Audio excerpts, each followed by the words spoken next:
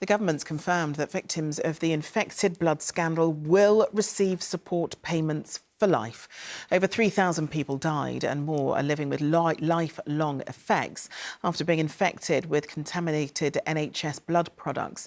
As well as the main financial package, those subjected to unethical research will get up to £15,000 each. But some have called that figure derisory and insulting. Our political correspondent Carl Dinnen reports.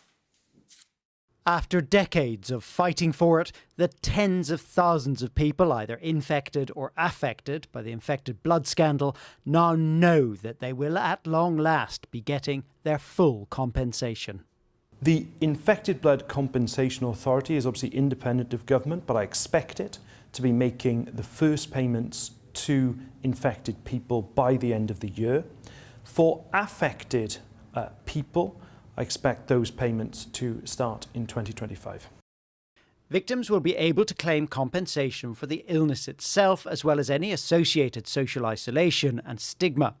They'll be able to claim for damage to their private lives, for care costs and loss of earnings. It all means that someone with a serious hepatitis infection could claim up to £1.6 million, and someone with an HIV infection could claim up to £2.6 million. Richard Warwick was infected with HIV and Hep B and C after being subjected to experimental treatments without his knowledge or consent whilst a pupil at Treloar's School in Hampshire. Those infected at Treloar's will get an additional £15,000 for that breach of trust, but Richard says it's not enough. The few of us that are still alive, we find it insulting and I would say disrespectful, but it's more than that, because it's as much shows as much contempt towards the families, the parents of the children that died and their wider families, as it does us. Is £15,000 really enough for such an incredible breach of trust? No amount of money is going to make up for the loss of a close relative or indeed the suffering people have endured over a lifetime.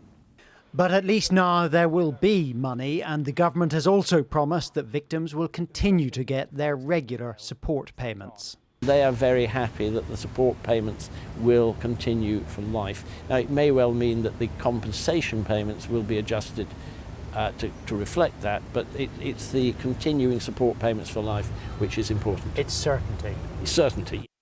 Many of those touched by this extraordinary scandal can now look forward to a time when they no longer have to fight for justice.